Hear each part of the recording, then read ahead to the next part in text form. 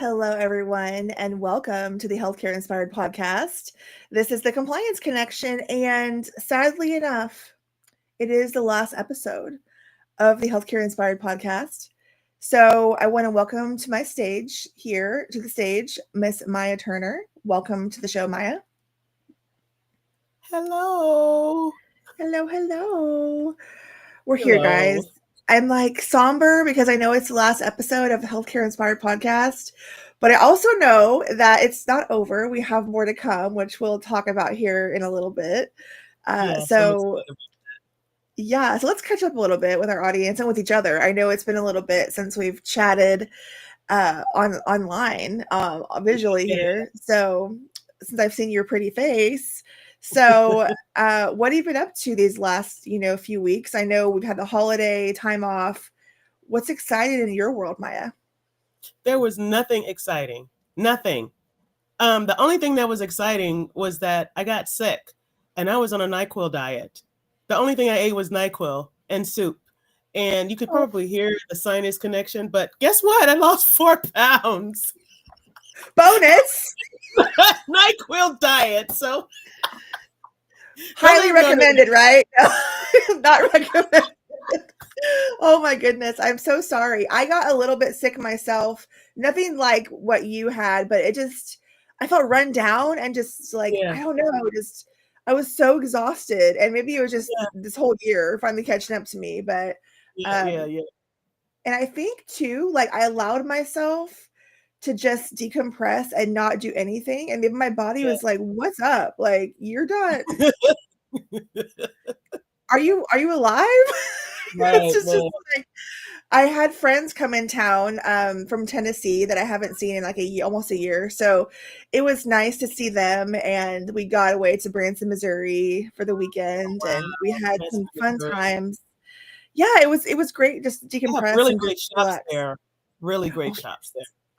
Yes, I do love the Branson Landing to go shopping, and they have a great outlet mall. It's it's a couple hours away from me, and it's like the closest outlet mall we have.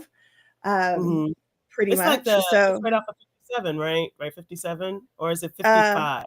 Like right between. I don't remember. There's like a 65, and there's an 86, and there's a 76. I don't know. It's right off the main drag there. Like, so it kind of reminds you of Vegas, or it's like it's the cousin to Nashville, they say. Of course, it's not anything like Nashville, but it started out like that. Like it was the place that people went for like country music, and of course Dolly Parton is big there, as well as in Pigeon Forge where she has her Dollywood.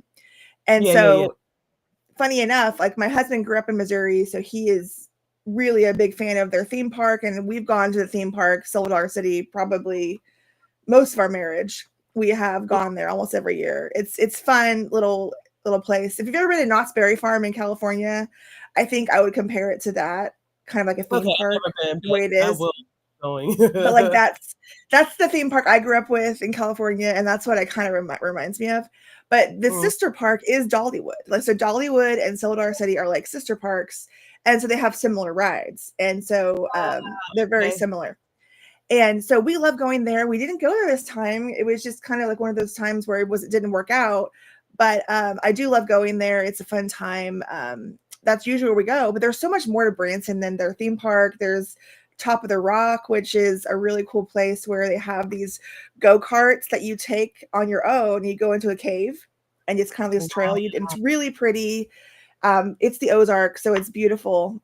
Beautiful stuff. A lot of great food. Again, I could go on and on about right. Missouri, but put it on my list. Okay. I know, right? Yeah, it's a fun time to go get a cabin and just relax. But I am excited, guys. I get to go see Maya in Chicago next month.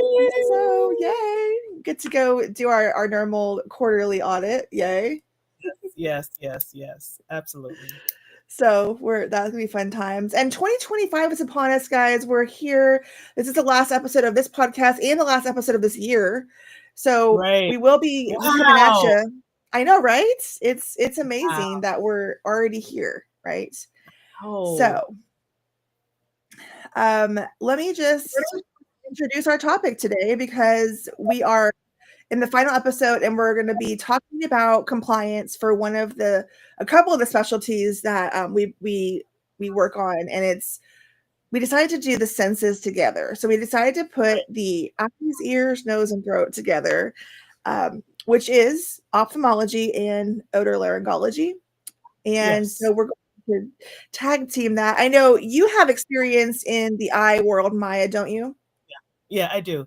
And, when we're dealing with, ophthalmology and audiology, that we have to remember that there are significant differences in order for those to get paid, specifically from an auditing perspective, because there's a difference between optometry and then ophthalmology, because optometry is correction and vision. Ophthalmology is diseases of the eye. And then when you're dealing with audiology, you have to remind yourself that audiology is not a E&M based service. It's all based upon screening and correction.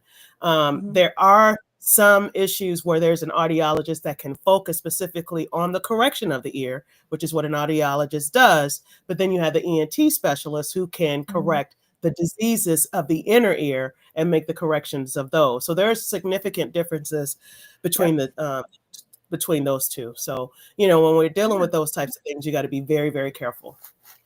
Absolutely. And I know we have a lot to cover today.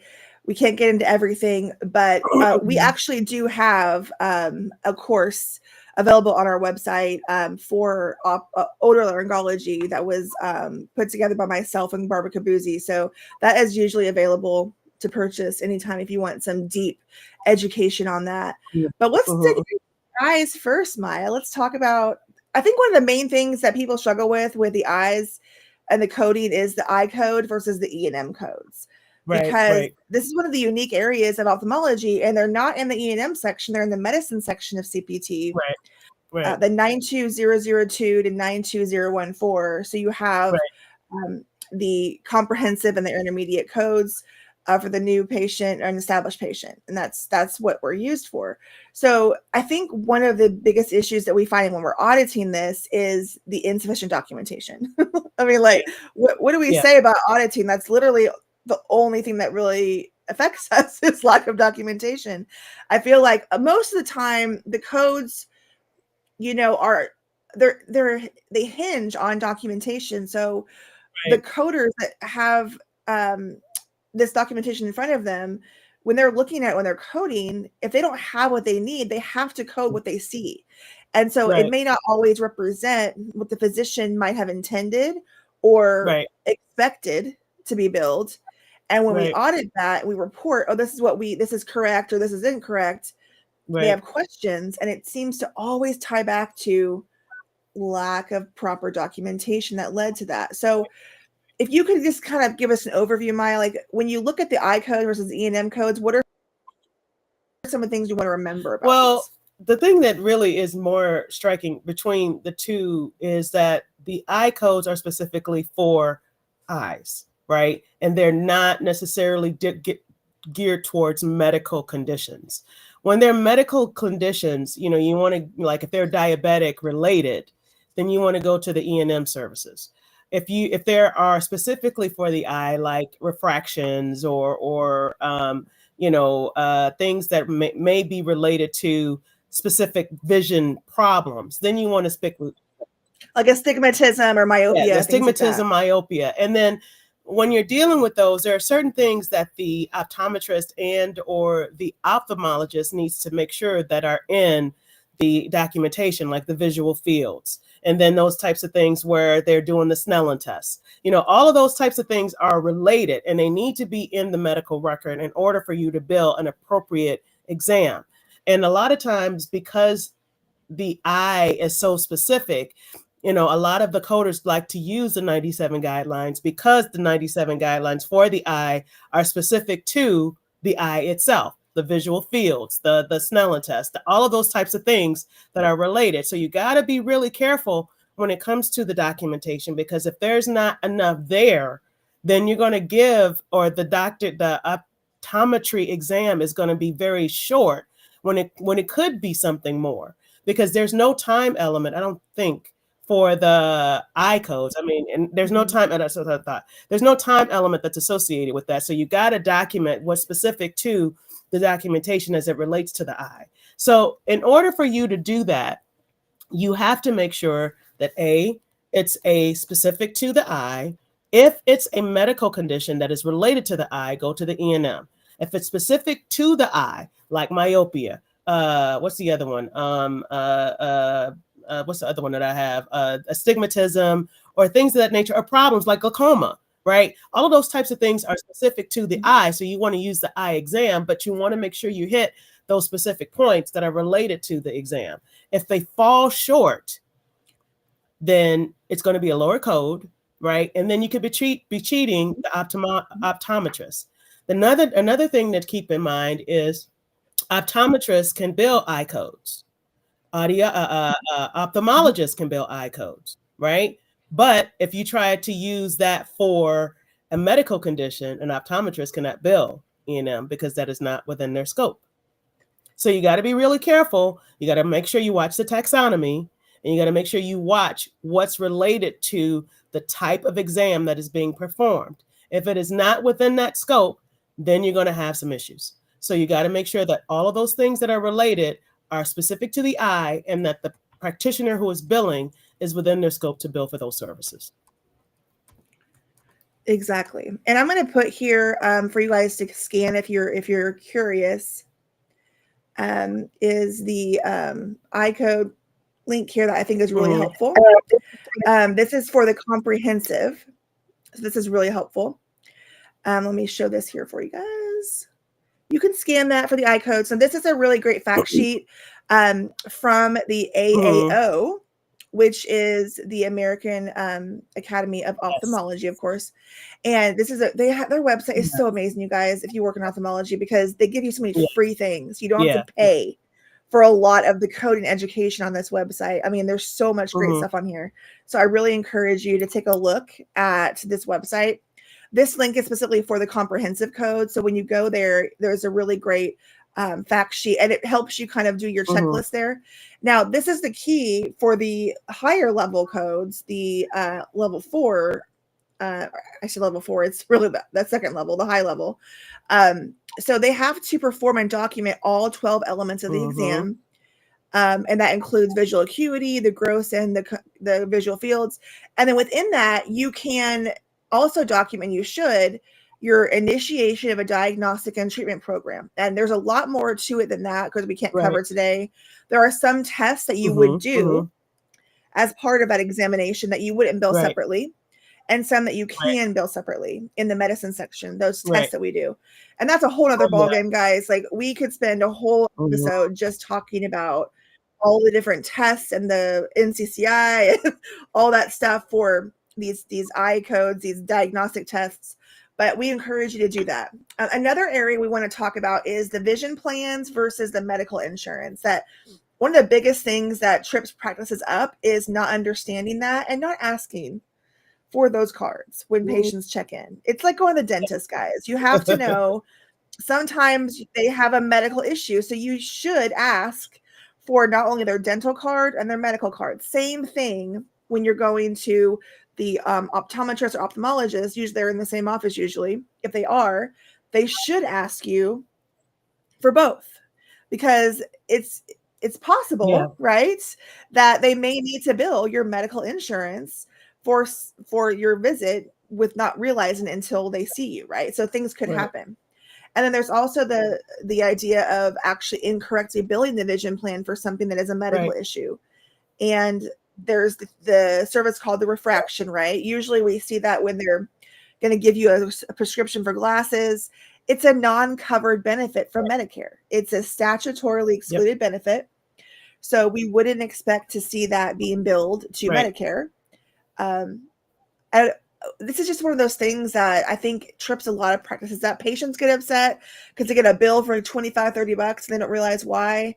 And so Maya explained to us, what are the nuances behind a non-covered service? What should practices understand and explain to patients? It's and you kind of hit the nail on the head. I think, when it's medically necessary, when it's medically driven, That's when you bill Medicare, when it's medically driven, like diabetes related to retinopathy or things of that, like vitreous detachment, things of that nature. Those types of things are associated with medical. But when you're talking about refractions and correction and glasses, that's when it's non-medical and that should not be covered by Medicare, and it is statutorily excluded by the Medicare guidelines. So, how do you know the difference between non-medical and medical? I just said it. If it's related to or driven by a medical condition that could have a manifestation, right? Then that's when you want to bill the medical insurance. But if it's dealt specifically with refraction and screening that's related to that, then that is a non-medical condition and it should not be billed to the medical insurance. It should be billed specifically to the eye coverage that is associated with that plan.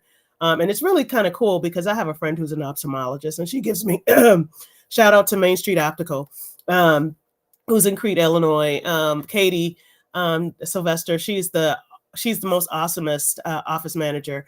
And she and I have talked really in great deal about how this can be so kind of construed, right? And I think a lot of times people get so confused about it that it is one of those things where you really just have to separate. If it's refraction, if it's a screening, eye. If it's medical, it is driven by the medical necessity behind the manifestation or chronic condition that's associated with the medical condition. It would be strictly medical.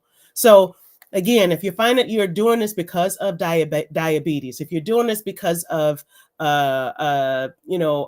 maybe some vascular disorder, then obviously it's a medical condition. It's driven by a manifestation of a medical condition. That way it will be built to the medical, and that's where you wouldn't use the 92002 to 992014, and then you're going to bill the E&M codes. So that's something that you would need to think about and be conscientious of when billing. And you need to ask yourself, what is the diagnosis code? Is the diagnosis code related to refraction? Then you're going to say, I can't bill this medical insurance. I need to bill the eye insurance. And if it's not the eye insurance, ask for the money up front because it's not covered. Or make sure you submit an ABN. Sign an ABN. Yes, and that's usually true. I know one of the things that practices, and I put a QR code here on the screen as well for those of you watching live, if you want more information from the AAO on refraction. It's something that I think we often forget is that you can give them an ABN, but guess what? You don't have to legally. Right. Because statutorily excluded, it's not required. It may be good customer service, and I think a lot of practices they get scared about that. I mean, you definitely want to make sure you're not having your ABN forms pre-filled out, like I've seen some do. Yeah. You want to make sure they're filled out. Yeah, I know, at the time when it happens, but you don't have to do it. But some will choose to, just as a courtesy to the patient, so they understand why they're being charged. Right. Although you should put it in your financial documents if they sign. You always recommend putting a sign up somewhere in your office that's visible, easy to see that refractions are a separate charge and they're not covered by Medicare. And always just say on the sign, if you have questions, let us know, because they will ask questions, and your front office staff needs to know the answer to those questions. Absolutely. They need to be trained to answer and know their plans. I'm sorry if they don't work in billing or they're not coders, but they need to be trained because they're the ones the patients are going to ask. Yes. I promise you, 9 times out of 10, they're not going to wait for the billing or coding reps to come to the front. They're going to ask the front office staff. So they need to be trained to answer those questions. I have seen too many horror stories, and it makes you look bad as an organization when your front office does not have the answers to their questions. And maybe it's something that they say, you know what, let me get some information for you from our billing teams. And that's a fine response as long as you get it for them and you satisfy their need to know and have that information. But don't just stumble around and be like, I don't know. You need to make sure that there's some response and some information you can give to the patients, because they don't want to wait necessarily for someone to come. They want an answer now. And if you can't give them something, they're going to wonder if you really know what you're talking about. Right. And that compromises trust, right? I mean, I think also when you're dealing with the front line, and Jennifer, we could talk about this until we're blue in the face. I know. Front line is the accountability of the office, right? They represent your office as a whole. And if they're not educated, they're going to think your whole office is not educated. And so if they're not able to answer the questions, or if you're not able to give them direction when they don't have the answers, then it becomes, well, if they're doing like this with this my account, then why they're going to question everything. And then they're going to look at you as a provider and say, well, how come and how come? And then if you're not able to account for what your front office is doing, then that shows credibility. And credibility is accountability, right? And then if you're not able to answer those questions, then you're going to lose that patient eventually. So you want to make sure you're always on point with making sure that your office understands the cogs of the wheel when it comes to insurance and payment. Exactly. There's another area of ophthalmology that will make us our final topic today for ophthalmology before we move on to the ENT, and that is co-management. Oh my goodness. It is the red herring of ophthalmology, and it is the biggest compliance concern. Recently, we had the compliance seminar, the Inspired Compliance Seminar, and our keynote speaker, one of our keynote speakers was Rhonda Buckholz, who everyone knows is now the NAB president, the National Advisory Board president with APC. So congratulations to Rhonda.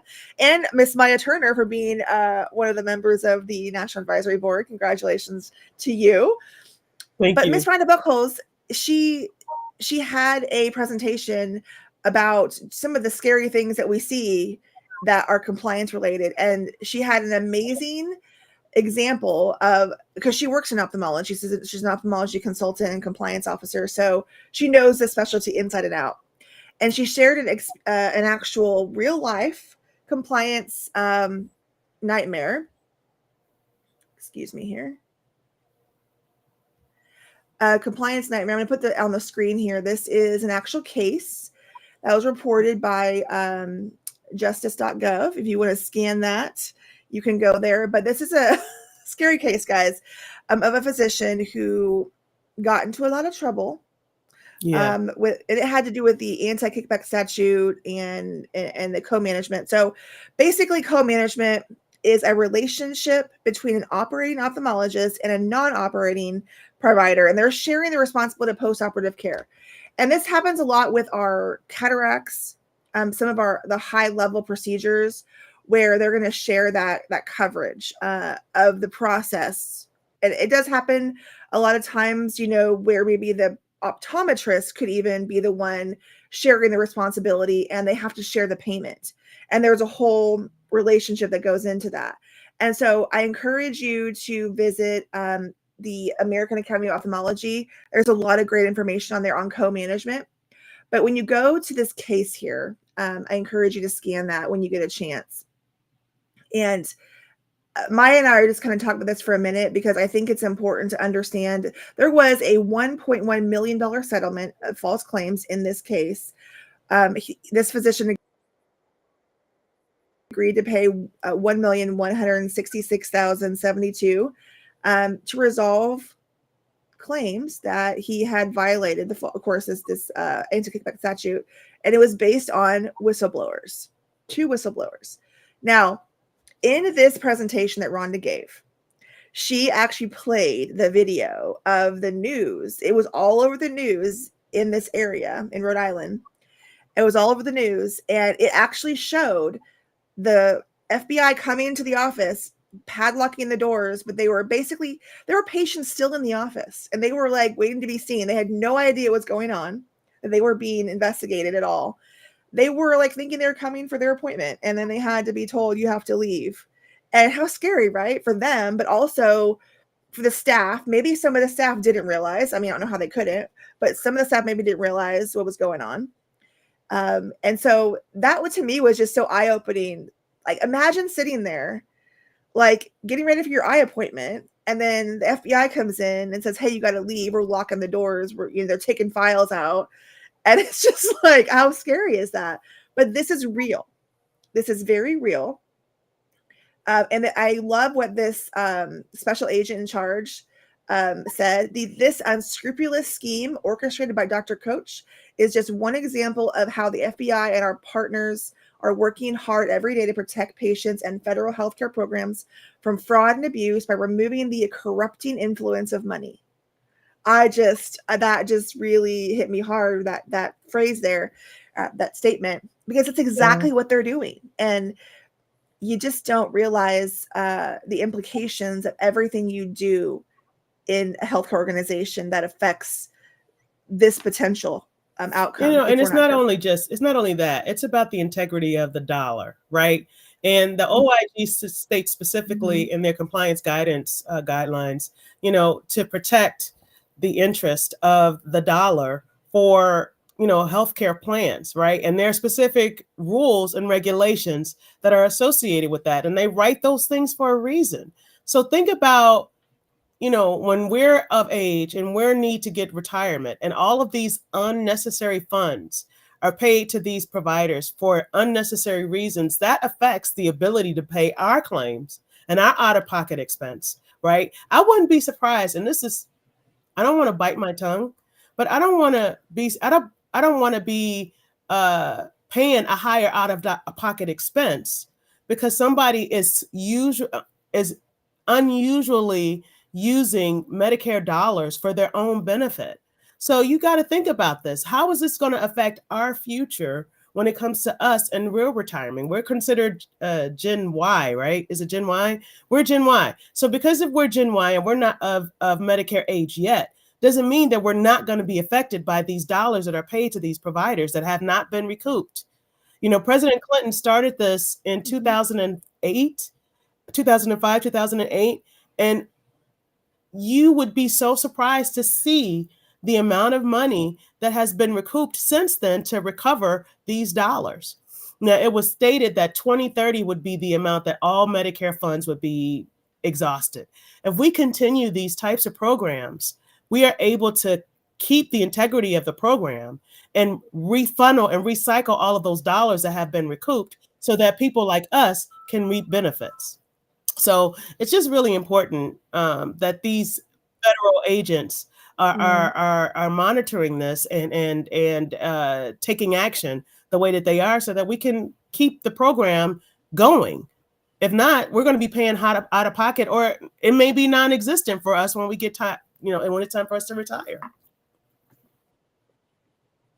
Exactly, and it's one of those things. I encourage you to read that case there and learn about it, the anti-kickback statute, because he was basically referring patients specifically for this purpose. And when you have eye surgery, like the cataracts, you can actually pay for the upgraded lens, which is out of pocket. And so they were obviously wanting to do more of those.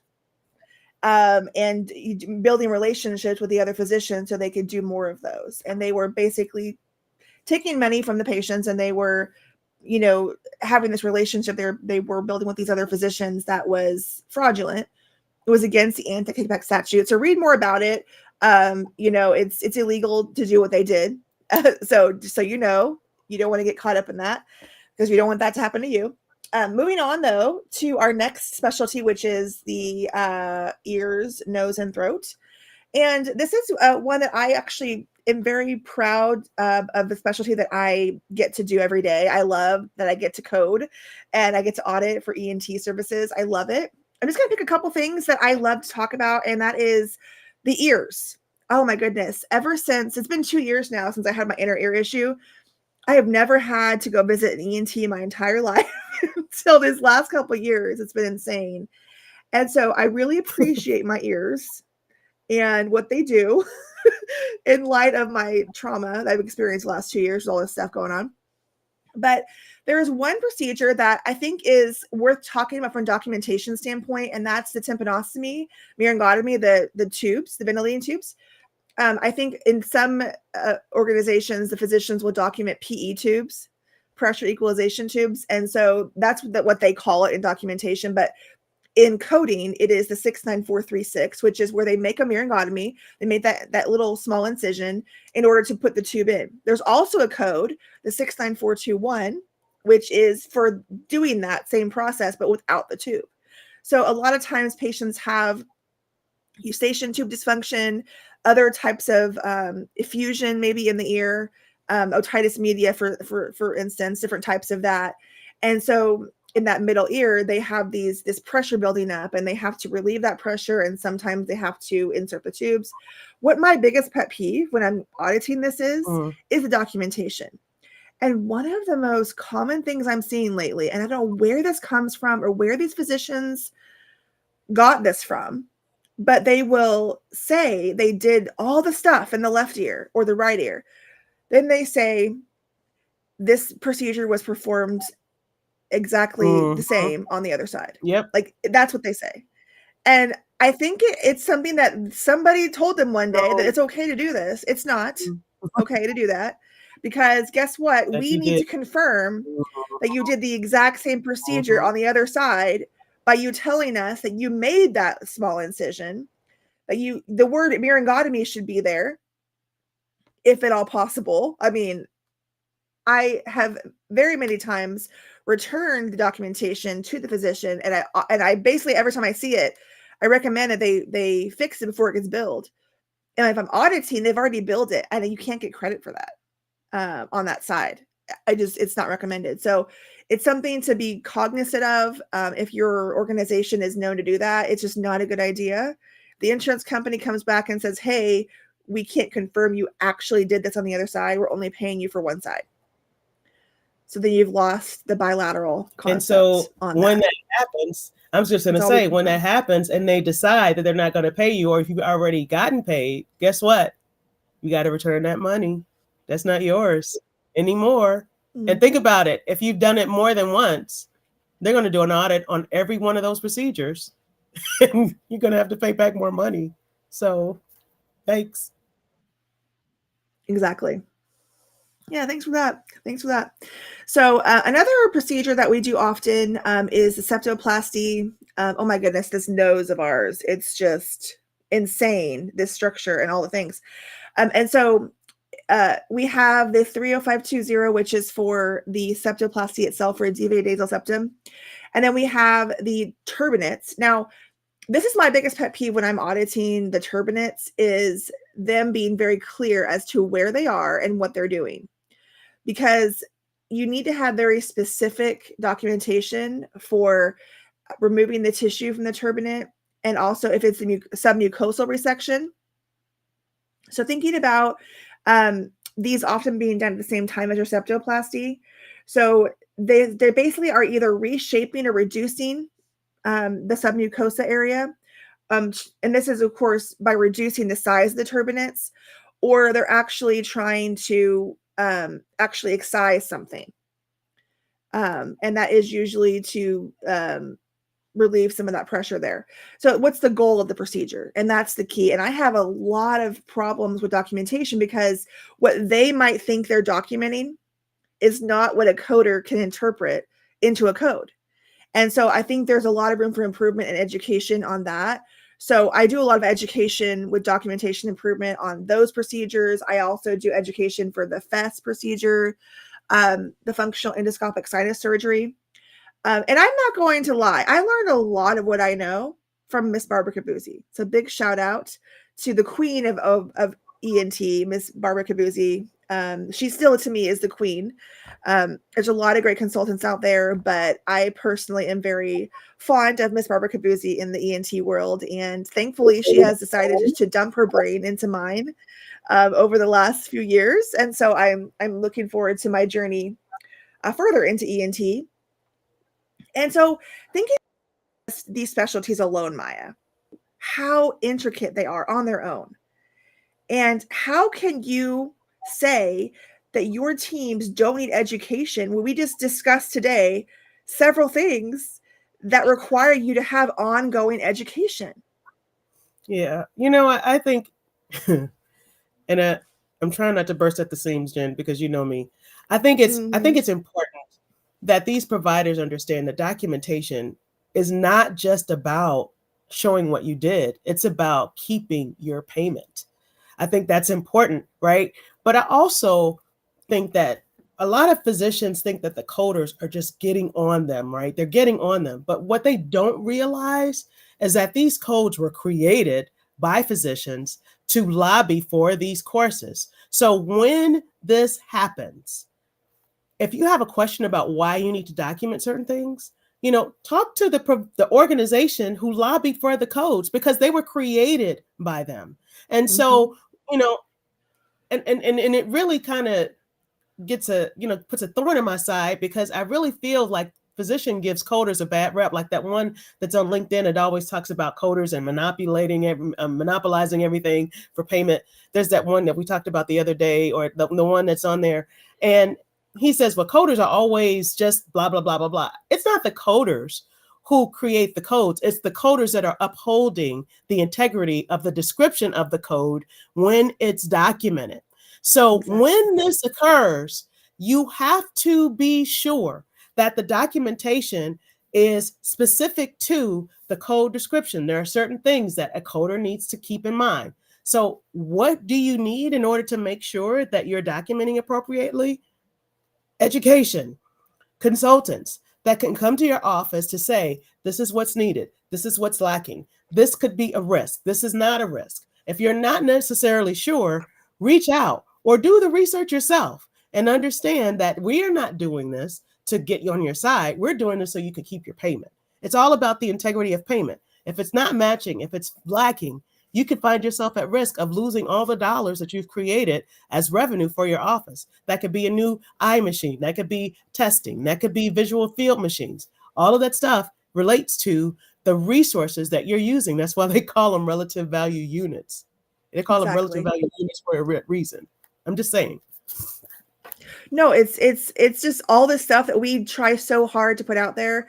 So this podcast, you guys, this Compliance Connection, the 3 seasons before this that we had, were all dedicated to helping organizations, not just coders and auditors, physicians too. We hope that you all listened as well. And we hope we weren't too hard on you. But we know how hard you work, and we want you to keep all your hard-earned money. And we know that the system that we live under in the United States is not fun, but it's what we have. Yep. And so we have to live within the guidelines if we want to get paid.